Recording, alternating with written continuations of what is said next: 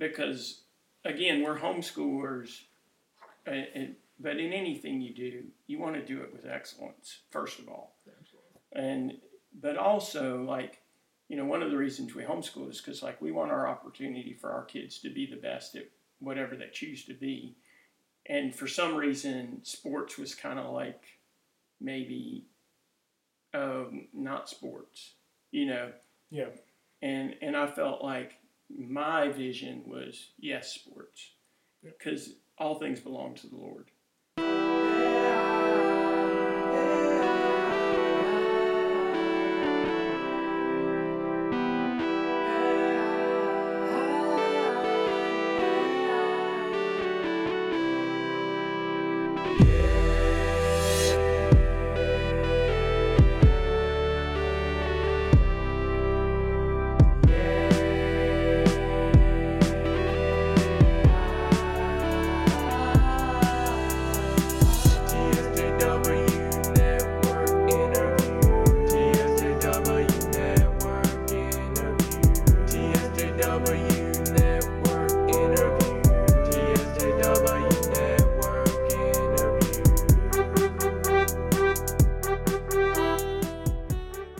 Hello, everyone, and welcome to another all-new TSJW Network exclusive interview.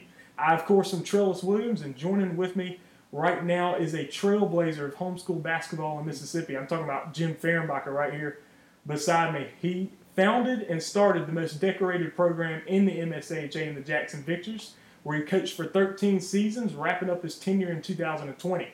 Over the course of his career coaching, he won 8 MSAHA titles, including 7 in a row, making him the winningest coach in the league history. And, Coach, I appreciate you having me in your home to have this conversation. I'm sure the viewers are happy to hear from you as well. Thank you. Thanks for coming and interviewing me and talking to me. Yeah, absolutely. And so, and Coach, you were my coach for my 4 years of high school basketball, and we were able to win the championships each of the years. But this organization had a starting point. It had humble beginnings. Just take us through how the organization started and also some of your background going into your coaching. So going into my background, I graduated from University of Southern Miss with a coaching and athletic administration degree, and then coached at Pearl for 5.5 years. And I coached every sport: softball, basketball, football, and track. So a lot of experience. Got to coach under some great coaches. When I helped with the girls team, I coached under Sylvia Williams, and I don't know if she's in the Hall of Fame. She should be. She was fantastic. And we were able to make it to the Coliseum. And so that was fun. I really just helped. I didn't really do a whole lot, but just being around her she's a gem of a person and a great leader. And then I also, with track, I coached under Woody Barnett, who is a Hall of Famer and probably the best track coach in the history of the state of Mississippi. So just feel, I had that opportunity.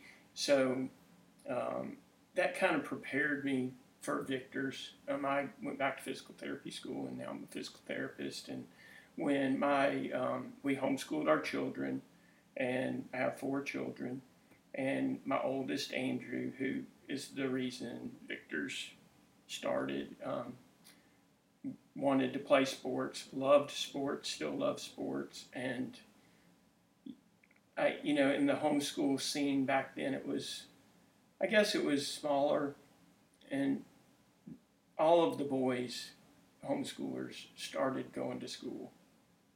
And I was like, I wanted him to have his buddies to hang out with. Rec sports was kind of, once you hit 12, 13, it kind of dissolves, even before that now.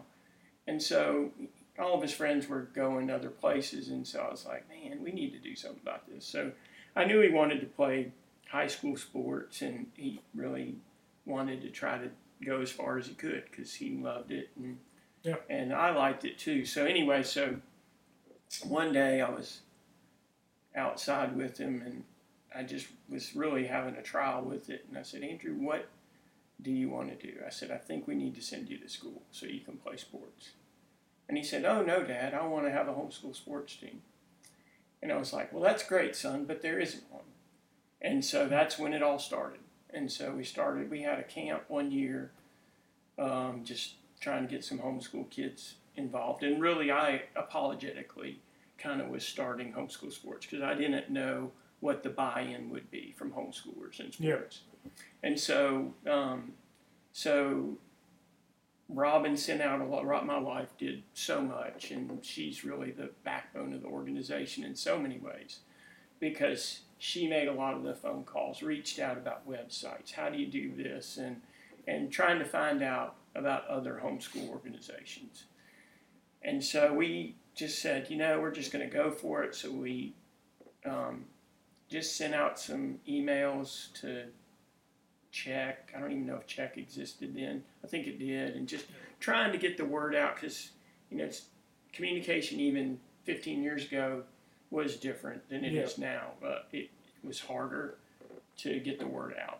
And so, anyway, so she got the word out, and we started with a flag football camp. We started with football because we wanted to do all the sports. And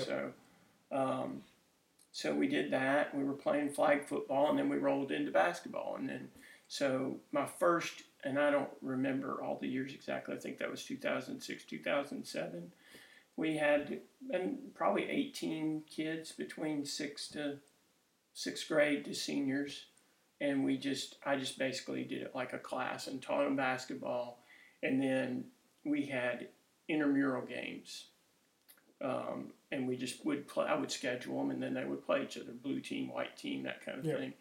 And so we did that for that year, and then it just kind of evolved. And then I think it might have been the following year that Dennis Aldi's name was mentioned in the Forerunners, and I think the Forerunners had already started maybe track and field, and doing some stuff with track, and we had started our flag football again in the fall, the next fall, and then Dennis's name came up in the Forerunners. And so we contacted each other, and then Larry Story in Vicksburg was also interested.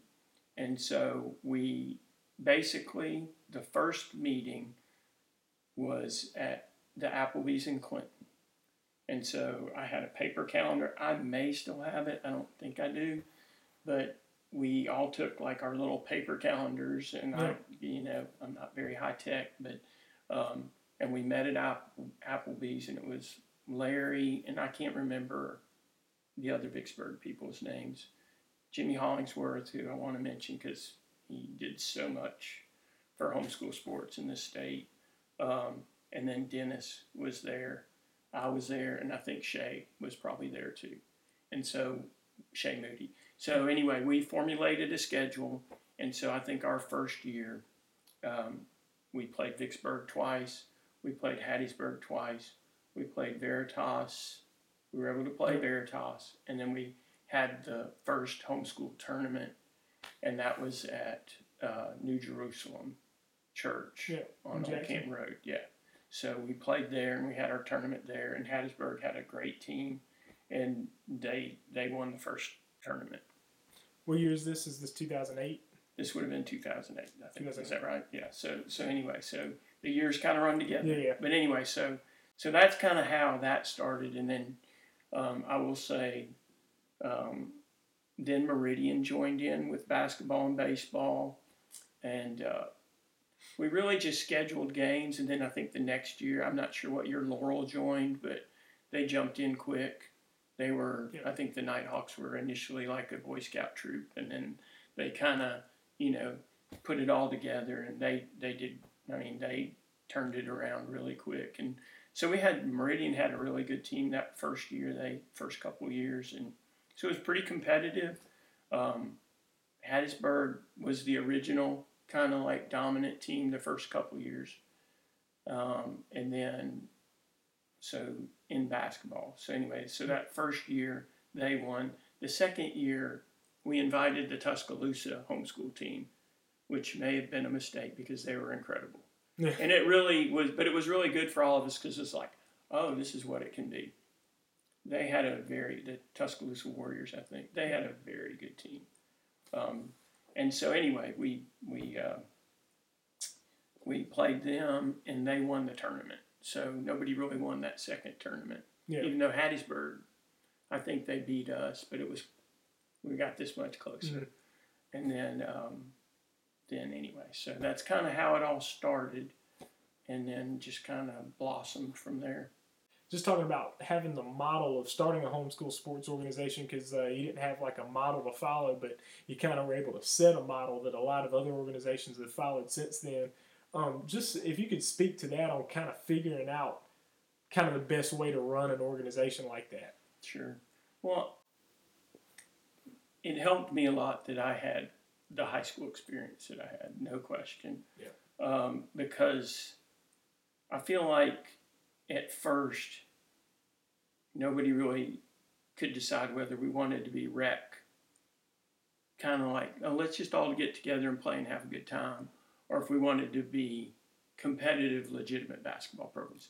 That was always my vision. Yeah. Because, again, we're homeschoolers, but in anything you do, you want to do it with excellence, first of all. Absolutely.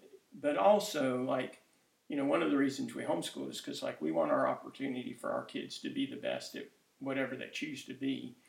And for some reason, sports was kind of like maybe not sports, Yeah. And I felt like my vision was, yes, sports. Because all things belong to the Lord. Yeah. And we can glorify God playing sports. And I've heard your dad say this, and it rings with me so much when I watch ball games. There's nowhere in the world that you can speak the gospel more freely and openly than if you're a sports star. Yeah. You see it all the time. Praise God. Thank God. Praise Jesus. You see it every weekend just about. And so I think, all things belong to God. But anyway, going on to the other, as far as forming the organization, we just looked at some other models. The national organization, of course, we used it. There were a lot of other, we just did our research and did our homework. Yeah. And found out what we thought was the best avenue. We formed a 501c3. I think that was huge. That was Shay Moody had a whole lot to do with that.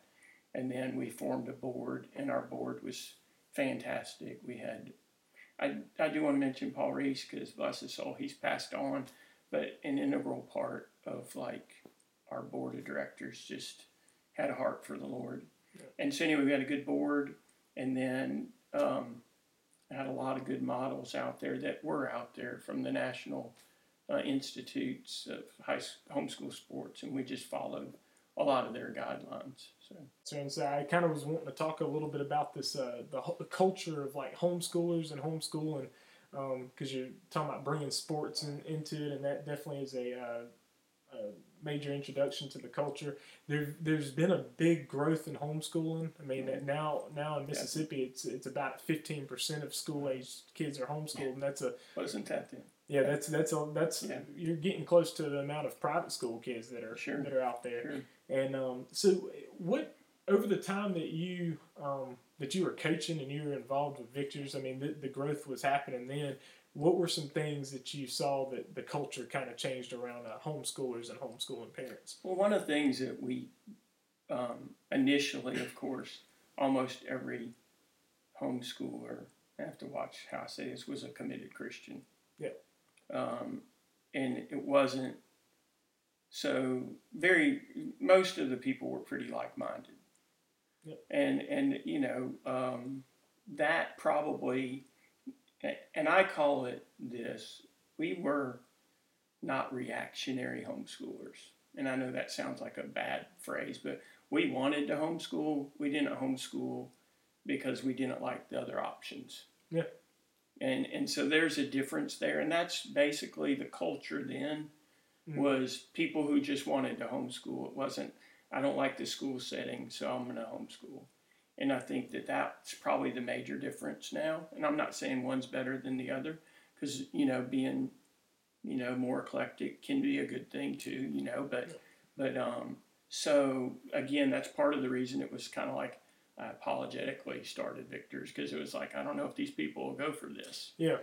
And now the culture, certainly even by the end of the time when I was coaching, I think it was a little harder to get players even because there's so much to do.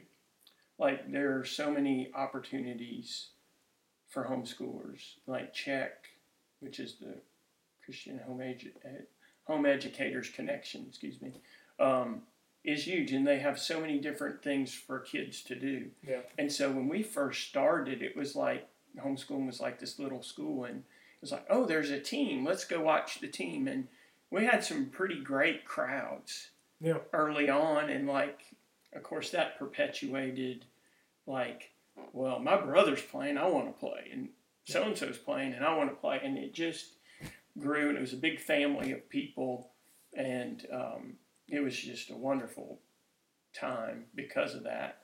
And I think now it's just so broad and so wide that, you know, there's not as like, it's not maybe as unified as it once was. Yeah.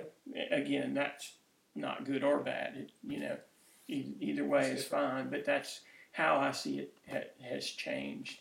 And it definitely was a great time for us. And we were fortunate, even though we started it here, we didn't start homeschool sports. Yes. We benefited from what other people have done way before us.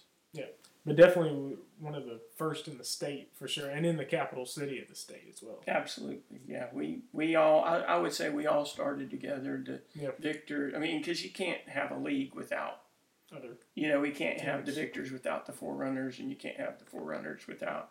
And the Vicksburg Warriors helped us get started, and so anyway. Yeah, and just like you were saying about the the reactionary homeschooling, there is play, and just like you're saying, it's just a different mindset about it. You might start off in a school and you might just decide you don't really like the school experience, so you do the homeschooling. We've come across people that they find out about how the sports are, and they're like, okay, well, we're not going to school. We're doing homeschooling because the sports, is pretty good. And that is different. That's just definitely a change to how things are. And now you've talked about the origination of starting this league, but then you're able to make it official. You're able to make it like an official thing called the MSAHA in 2015. Right. Before it was called the Mississippi Homeschool Championships. Right. The tournaments, and now it's been the MSAHA for going into the 9th season. Right. And so just talk about like the moves that you and the other members of the board of the MSAHA at the time made to make it more official.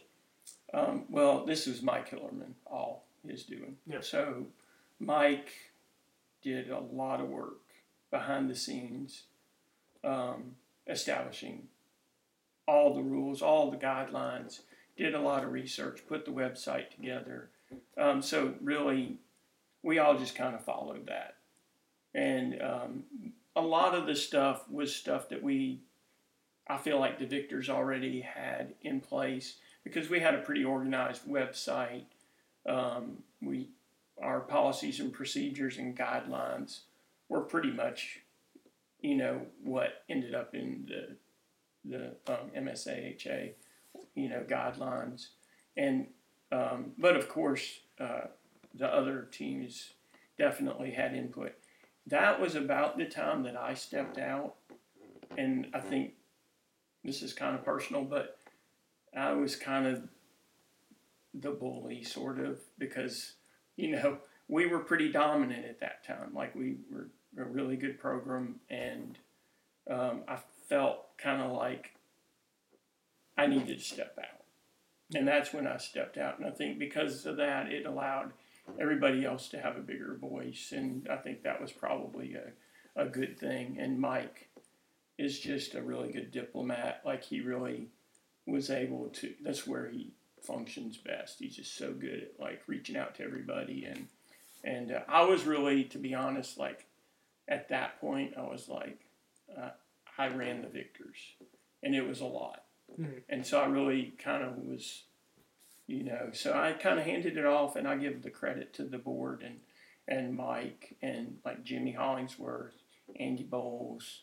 Those guys really put it all together. So Yeah, and you mentioned Mike Hillerman, and he's my coach as well. I had a season with him coaching me, and I will have to say he did a very good job just handing the reins of the MSHA over very smoothly. Yes. Very smooth transition from that time of 2020 to 2021, and it was just a very he did a very good job with it for sure.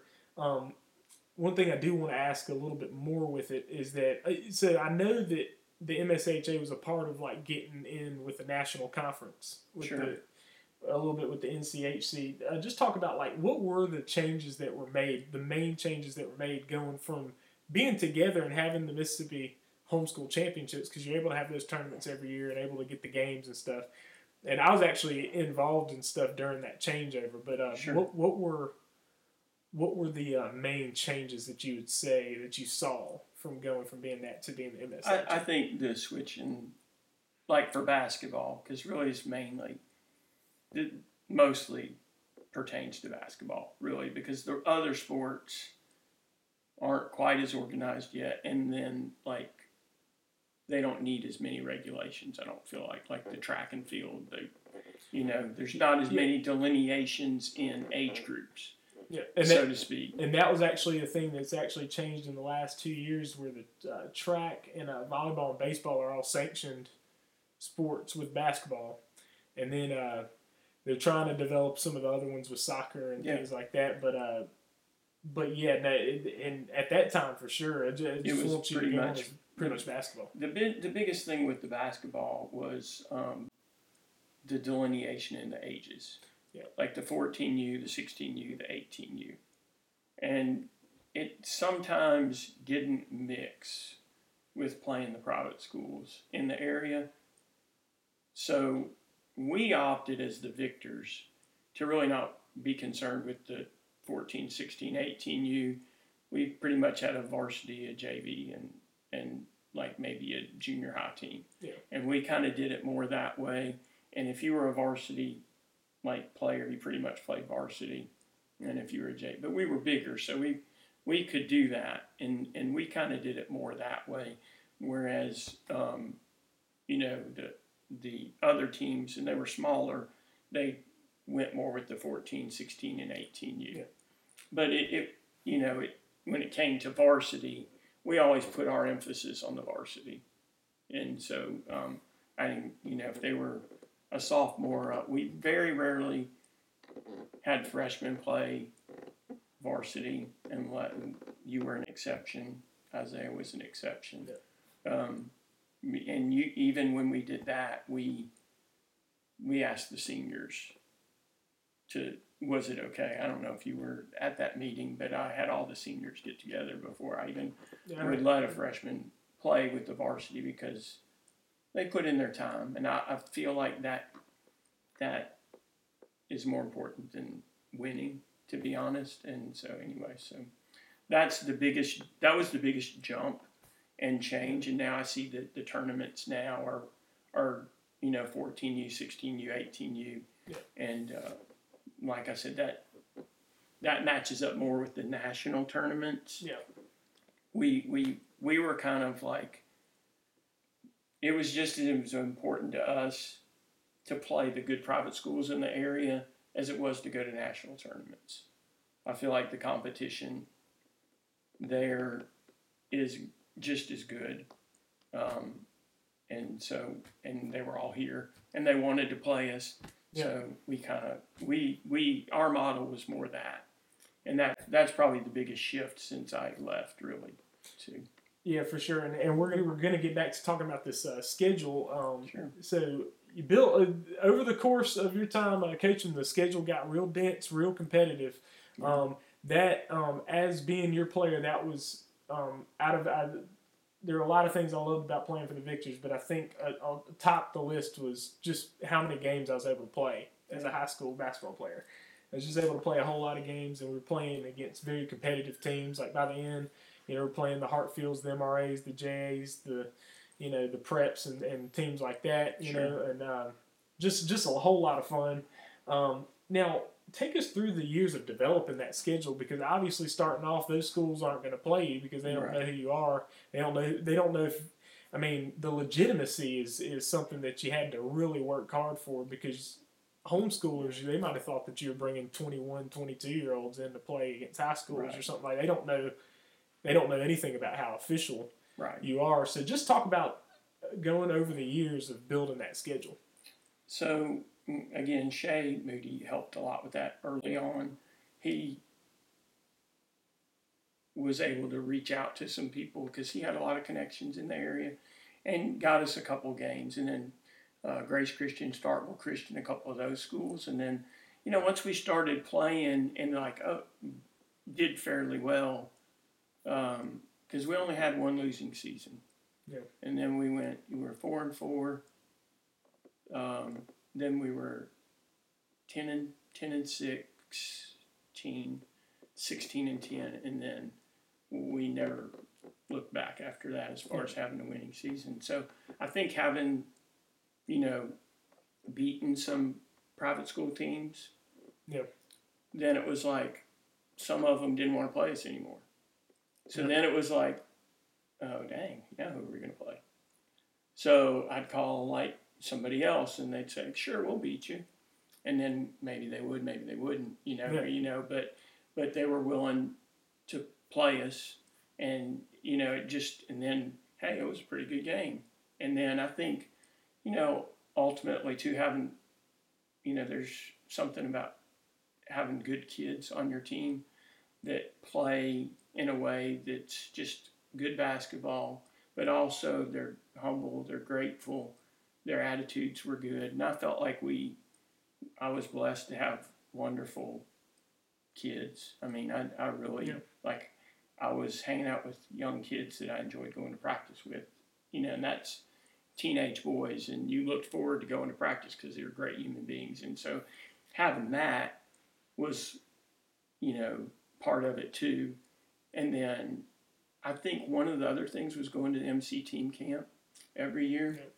And I tried to encourage the other teams to do that, the other homeschool teams, because, of course, it was easy for us because we were here, but it was a great camp. Coach Lofton did a great job with that. And, I mean, basketball for 3 days. But we'd play a lot of these teams. Mm-hmm. Like we played Tallulah Academy in the team camp. And so, we like, hey, let's play each other during the season. Yep. So we had some really good battles. And then, somebody else sees us play, and they're like, hey, y'all want to play us? And then gradually, like, we would play JA and all those teams in the team camp, but we didn't play them during the year. And so anyway, as we got better, then they would start scheduling us. And they even scheduled us, like, they'd play at our place. Yeah. They'd do 2 games, because for them it was like, the private school league's fairly unbalanced. So, like, for these, whatever, I don't know what they are now, 6A, the higher level, like the prep, MRAJ, it was hard for them to find even somewhat competitive games. Yeah. Because they were so much better than everybody else. So if we could be somewhat competitive, they'd like, hey, sure, come on.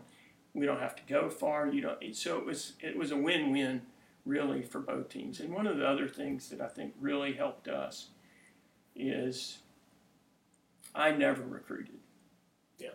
And I would not recruit. And one of the rules that we had with the Victors was we wouldn't take transfers. If you came to us from a private school, you had to sit out a year. And that was pretty hard, but we really could have recruited a lot of people. And I never did that. And I think that if we'd have done that one time, we would have blown everything. Yeah.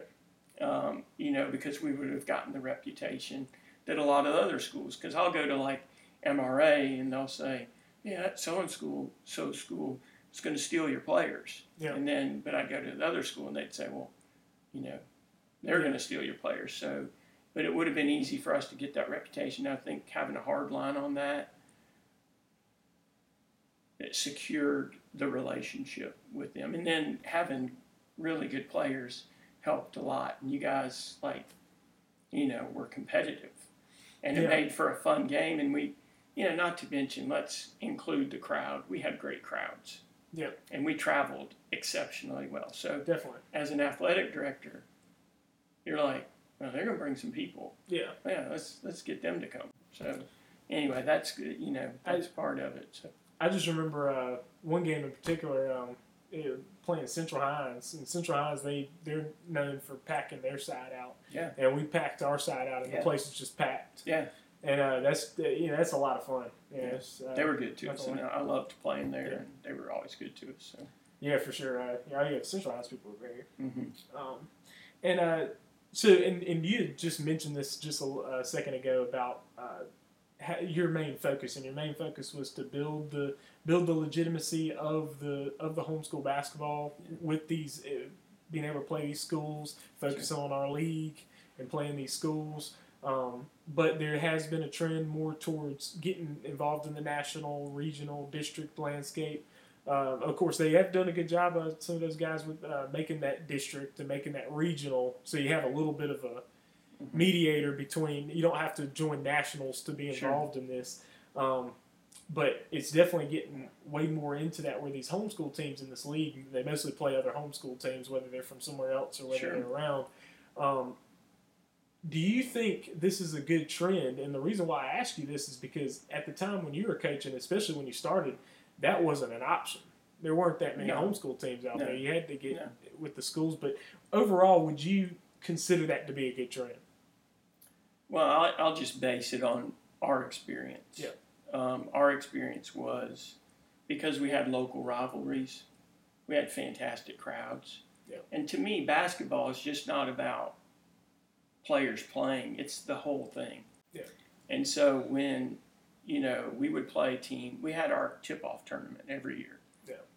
And I would get so many comments from the teams from Arkansas and Memphis, and they'd come down there and they'd play, and we had such a good home crowd that it was electric. And they were like, every year the players would tell me they love coming to our tournament. Because and Wesley was not a special gym, and the NBA wasn't anything special. I mean, it's a nice facility, but, it was, but there was such an atmosphere. And I think, to me, going to tournaments there's no atmosphere. You're just playing 5-on-5 against somebody else. Just my opinion. They're fun and you can bond as a team. Mm-hmm. I just don't feel like there's the build-up. I don't feel like there's quite the atmosphere, the tension, the electricity of like we're playing tonight, all day build-up to a game that you probably put your uniform on in the morning. All that kind of stuff. I think that kind of thing really is missed by being a tournament team. And I think that I wouldn't trade playing in a bunch of tournaments. Now, we did do tournaments. We did one at the beginning of the year, and then we did maybe two at the beginning of the year. And then we did our end-of-year state tournament. We did 3 tournaments every year. And so I felt like that was enough tournaments. And then, like I said, playing Hillcrest at home, Simpson at home, the buzzer beater against Jackson Prep, those are special, and I'd much rather do that than travel and nobody be there to watch it. So, I totally see what you're saying. One of my favorite gyms that we played in, I say one of it is my favorite, was I called it the Dungeon. It was the Brandon alternative. Oh yeah, that was my favorite. That was my favorite one. And people would complain. Other teams mostly, because if you lose in there, you're gonna be like, oh, there's something up with the. Yeah. It's like no. Yeah. But I just felt like in there we would have a lot of people in there. Oh yeah. And it was just great seating in there. But that's a side note. But and you mentioned the process of just leaving and it was you had done 13 years, and you talked about leaving like the conference leadership and kind of letting the conference go, and then just kind of like of what you would like to explain, just kind of the process of letting letting go of your time with the Victors, and then kind of passing it along to end up being Coach Stacy, who I thought did a pretty good job for his 3 seasons that he did it, and he passed it along very very smoothly as well, even coaching a year after his son graduated. But if you go ahead and talk about Sure. First of all, Stacy's just a wonderful guy, and I was so glad that he took over, because to me it's more about like the character part. I mean, you want to be able to coach, and he could do that too, but to have him be able to coach and have the kind of character I just hope to have when I grow up one day. But he's just a great guy, and so very glad that I was able to hand it off to him. Letting it go was not really, I knew the last season that it was going to be my last season. So I guess when you know that and you have a whole year to kind of process it, when I walked away, it wasn't that bad, really. And plus, I did everything. Like, I don't want to say everything, but like, I was the administrator for the Victors. Yeah. I was the boys basketball coach. I was the girls basketball coach, and had coached baseball. And I think I was probably tired. Yeah. And so I just kind of had to give it up. And here's the one thing that, like I said, that about the same thing with handing over the Homeschool Association board membership. Yeah. People were so great to me in Victors that whatever I wanted, they were like, okay. Or also like, we better ask Jim. It was all the time. Yeah. They didn't have to do that. But I wouldn't say I had too much power, but in a way. And so I felt like it was time to let that go too, so it could grow. Because otherwise people were just going to keep coming to me. And again, it wasn't because they were dumping it on me. It was because they were so good to me. And so I really appreciate all the, people and just the respect that I was given that I didn't deserve, but I'm grateful for it. And so anyway, that's kind of what took me out of it. And of course, I, miss coaching some, but not as much as I thought I would. Yeah, and it's also crazy too because you ended your time coaching, and then COVID came around, and so it was almost like a transition that was like, there's going to be something different anyway. This isn't going to be normal anyway. Yeah. So everything was different. Sure was. And so it kind of almost padded the change, almost like kind of probably so. Just by it just being different anyway. Sure. And but I was going to ask you this: what is at the top of your list of things you do miss about coaching? What would be on the top of the list of things you miss? Practice. Yeah. I love practice. So we were fortunate to practice at First Baptist these last. Great facility. Great facility. Yeah. They were super good to us. I loved like walking in the gym and everybody'd already be there, or some of them, and everybody's playing together. Yeah. The 6th graders are playing with the high school guys, and then we all, and I blow the whistle. Everybody gathered up and we had devotional, and between your dad's devotionals, Mr. Mike's devotionals, sometimes the seniors' devotionals, and just reading the Bible beforehand and praying and just, it just was great. It was just, I felt a bond. I love all the guys that I coached. I feel like I have a close relationship with them. And like I said earlier, looking forward to going and being with a bunch of 16, 17, and 18-year-olds is unheard of. Yeah. But that's how good the kids that I coached were. It was a great community. And so absolutely that part, and just even really not even practice, but the devotional time. Your dad, is a great, teacher of the word. And, I would give my piece here and there. And just encourage kids to walk with the Lord is a great opportunity and a privilege.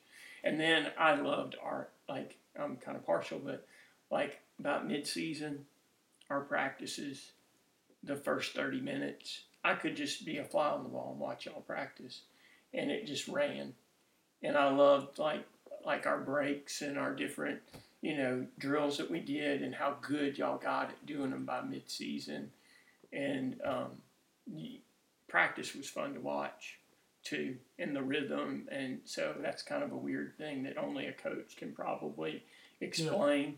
But that part I love too. So yeah, but that's a part of good leadership though, because if you have to micromanage everything all year long, I don't know if you're doing it right, Yeah. Because if you're able to set it in motion, there's another thing about the culture of your teams is that you didn't have the bravado, you didn't have the unnecessary spite against the other teams and things like that. But you credit that to having good kids, and I would think that was the case, but.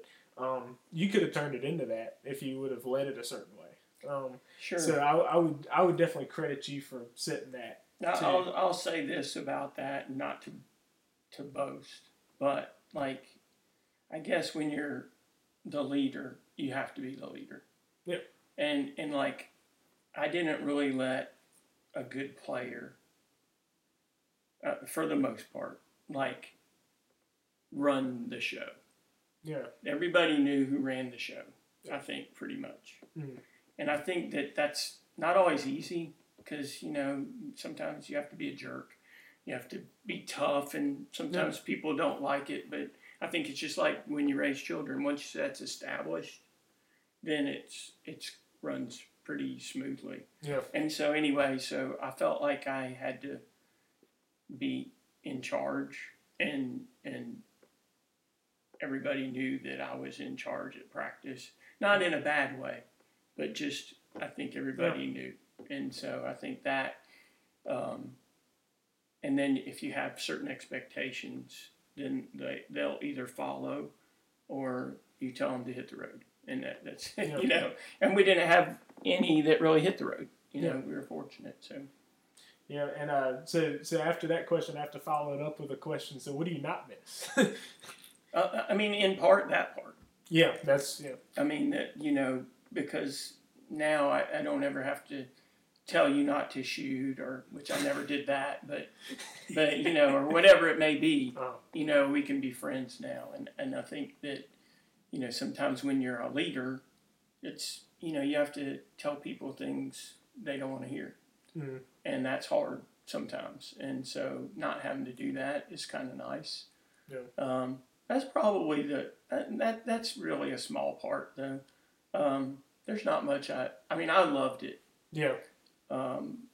So not really much. It's just time to move. It was time to move on. And, but I think, just the time constraint too. Yeah. And on a personal note, I, just talking about your coaching, I always had the thing where I wanted the coach to, get on to me when I didn't do it right, because then I felt like I had more credibility with my teammates. Sure. We're all together in this. Sure. Like we're all getting. Yeah. We're all getting reprimanded. The only people that aren't getting reprimanded are probably people who don't get in much. They might not get reprimanded as much, which I think that's fair, of course. But so when I was in athletic administration and coaching, my basketball teacher, was Jay Ladner, the coach at Southern Miss's dad. Yep. So one of the things that he told us, and I agreed because I had been a bench player in high school pretty much. He said, don't praise the starters. He said, you work on them. He said, but you praise your bench because they need it. They don't get to play as much. So anyway, I think that is important in what you're saying. Like, you're going to get praised after a game because, you probably average 20 something a game, and, people will notice that, and you're going to get praised. And, the guy that worked his tail off in practice for us, nobody knows that. Yeah. But I know it, and I want them to know. Like and could have played a lot on two other people teams because these people matter, and like there's not a kid that loved the Victors more than Jacob Coker. Yeah. And he worked his tail off for us, and that and those are relationships that build. But he helped us get better. Yep. And so. I still talk to Jacob all the time. And then Will Spell is another one.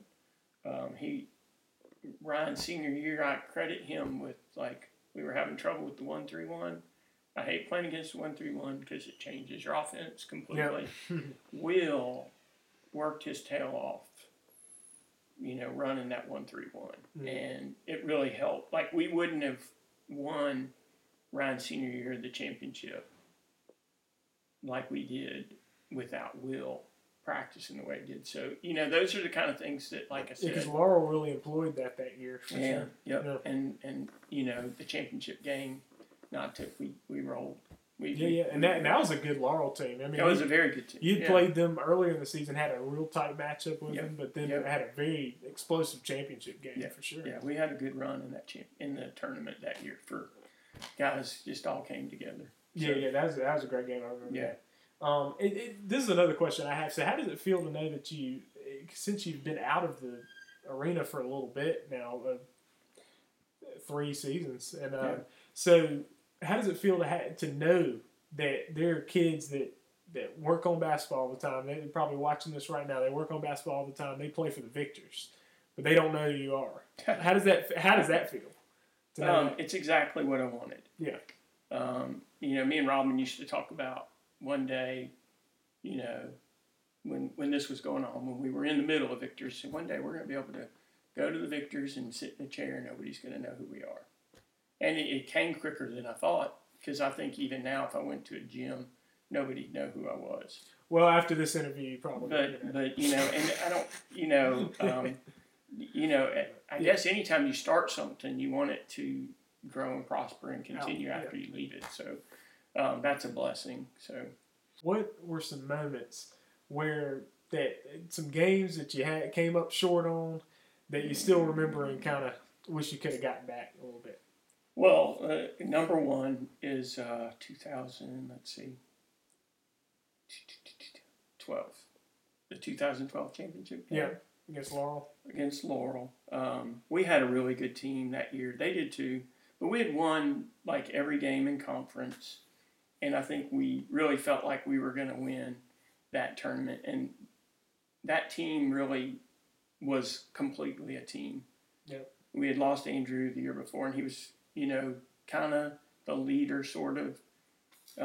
And for them to come together the way they did was just wonderful, and I really wanted it for them because they're a great group of guys, but Laurel really played great, and they deserved it. And I felt like we were the better team that year, but they came together at the end of the year and were able to beat us, and that was tough. That was a tough loss. But also, I feel like I didn't, and just as you grow, I'm just going to be honest here, I didn't feel like I handled that very well. And regrettably, I didn't really do anything, but just internally kind of pouted, and I grew a lot from that, though, because that's not the model I wanted to be as a person. And I think probably there's still some people within the Laurel group that probably see it that way, and I don't. That's regrettable if that's the case. So, but I will say this about that game: loudest game I've ever been to. That was in Jackson as well. That was in Jackson. That is the loudest game I've ever been to. Matter of fact, it was so loud because both Laurel brought up a crew, we had a crew, and we had a chance to win the game, but we couldn't even I couldn't call a play because it was so loud in there. So it was really a great atmosphere. And again, the next year they won too, and they had a great team that year too. So and Laurel, and nowadays Laurel still known for bringing the crowds, and have a tough place to go down and play down there in Laurel. Now, what were some of the best moments? Some of the games, some of the wins that you point to. I mean, you can name multiple of them because I know that you probably had a few multiple. of them. Of course, the first championship game. Yeah. We beat Hattiesburg at Lakeside Pres. That was, we had a really good team that year. So that was our first championship, and 2010. That was 2010, yeah. And then probably because we had lost to Laurel 2 years, my second son Daniel, his senior year, we won that championship, and that was pretty special. He worked his tail off, and all the guys did, and they wanted it pretty bad, and we were able to win that championship, and I think that was PCA, wasn't it? Yeah. Yep. Is that right? Yep. PCA. Yep. Yeah. And that was when. So anyway, that was a super special game, and we had some great shooters. And good PCA team too. Very good PCA team. And they, again, Laurel PCA, they always have. I mean, a good program. So we were just fortunate enough to win that game, and that one was pretty special. The one PCA, the whatever year it was with, I'm sure it's the 2016. 2016. That was a crazy tournament. So we were the underdogs at that. We were definitely the underdogs, and probably they did maybe have the better team. We won the tournament, but we came kind of like the Laurel in 2012. We came together, and I just remember how intense that game was, and the whole series. And so we were down maybe 13 or something like that going into the fourth quarter, and we're fortunate to be able to come out and win. Russell Raymond had an incredible game, and it just was a 30 points and 20 rebounds. Yeah, I mean, and I think the biggest difference between us and them is we had size. Yeah. They had maybe a few more shooters, but we had the size. And that was, I had a friend of mine after the game say that looked like two junior college teams playing, not high school teams. And it was true. There was talent all over the court. Some serious athleticism. Serious athleticism. Great basketball. Their coach is fantastic. And so, and then not to mention that, and I know that because it was at our place, sometimes the officiating, it was a little home cooking, but we had 3 college officials on the court that game. Yeah. So not only was the gameplay excellent, the officiating was excellent. And it was really, I wish more people could have seen that game because it was homeschool basketball at its very best. And it was a privilege to be a part of that game. The whole weekend. First homeschool basketball game in Mississippi that was streamed. Yes, and with your that's son correct. there on correct. Calling it, and now Periscope. That's right. Yeah. Periscope. I don't. Yeah. Is Periscope still a thing? I don't even know. So I just remember that added a whole lot to the excitement as well. But that was also, I was actually able to be a part of that too. I just remember sitting there watching, and I was into the game, but I turned into a spectator until you're over there getting me in the game. I'm like, oh, I'm playing in this game. Yeah. Every championship game is special, so I don't want to rule out because of the team your senior year, that was a great team. I will say this: we had a game against Memphis that was. We went up there to play MHEA, which is a very good homeschool program. They're the defending 3-time national champions. And we went up there and we absolutely played the best basketball I've ever been a part of as far as coaching. I still go back and watch it sometimes because I'm like, wow, we were good. And it just gives me that I did something right.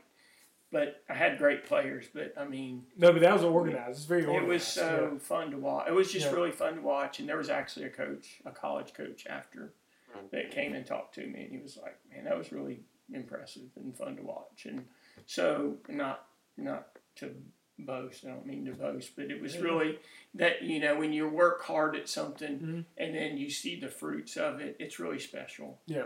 And so anyway, that was really... a non-championship game. I think that's my favorite game. Yeah, I did. That was my senior year, and down the stretch of that season, it was just a whole lot of fun. And then Laurel gave us a serious run for our money there at the end. Yeah, yeah. And we won in overtime, and Yeah. that was Yeah. it was fun just because, like, for me, leaving, graduating, I was able to look and be like, well, we had to work for that. Yeah. Like, Yeah. Nobody gave us the championship. I mean, and we had played them the week before and had wasn't a competitive game really. Yeah.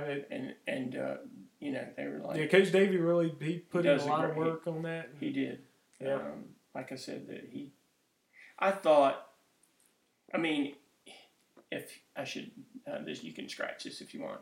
I really wish he could have won a championship because he was a great coach and he's such a great person that I really wish that, even though I was the victor, so we wanted to win, and we had a really good run, like you said, I guess for 7 or 8 years. I don't know. Yeah, 7. Yep. So, and then I will say this: I don't want to leave out my girls' teams that I coached, but PCA happened to be a part of this, but we were down. I don't know. The girls' team I had couldn't really shoot that well. Yeah. But we were athletic, and we were down, I think, 20. It was a lot. It was a lot, and we were able to come back in the fourth quarter and win the championship, and that was pretty crazy. I mean, the whole place was going crazy, and that was a pretty special one too. So I don't want to forget about the girls, and 2 girls championships too. So. Yeah, that's right. Yeah, and I failed to mention that. Another thing I failed to mention. So you were 9 times on the boys because 2010 as well, because I didn't count 2010. Yeah. So yeah, but no, and I will say the girls teams you coached did slip my mind. Even though it's all on the website, all on the TSJW Network website. You get a history, and you can see all the records of all that stuff. But yeah, there were a lot of good moments, and how you finished, I thought was really nice too, because you're able to go to that Nashville tournament for the Southeast Regional. Found yourself playing PCA there at the end, and a PCA team that was on the takeoff because they were able to they've been very good ever since. That was like the first year that they had some really got back good to young players and good shooters and so my and just on a personal note, and this is like from a coaching perspective, that team, like my team, that team just was a great group of guys. It was a great way to finish. Mm-hmm. But the last game we played against PCA, this was my favorite. This from a coaching perspective. The last play, essentially that we had, I had gotten a technical, so I was on the bench. PCA had intentionally fouled Gideon, so he had 2 free throws, and then we got the ball in. So we were, I think, up 2, or 3 after that, and so we had a play we called it Diamond, and because I had 5 guys that just knew what we did. Yeah. We didn't call a timeout. I called Diamond. They ran it perfectly. Excuse me. They ran it perfectly, and it's basically a screen and back screen the screener, back screen, lob to Eli. Yep. And Eli got it and then got fouled, so it's 3-point play. Yeah. And that was really my last coaching opportunity. And so that's a great way to go out when your guys are all on the same page and you just call a play and they run it and execute it. So I look back, I'll still go watch that some because that's kind of cool. Yeah. So, but anyway, and your sideline 1, 2, and 3. Yeah. Yeah, I bet you love those. I know, I love it. Just call 1, 2, or 3, and you got a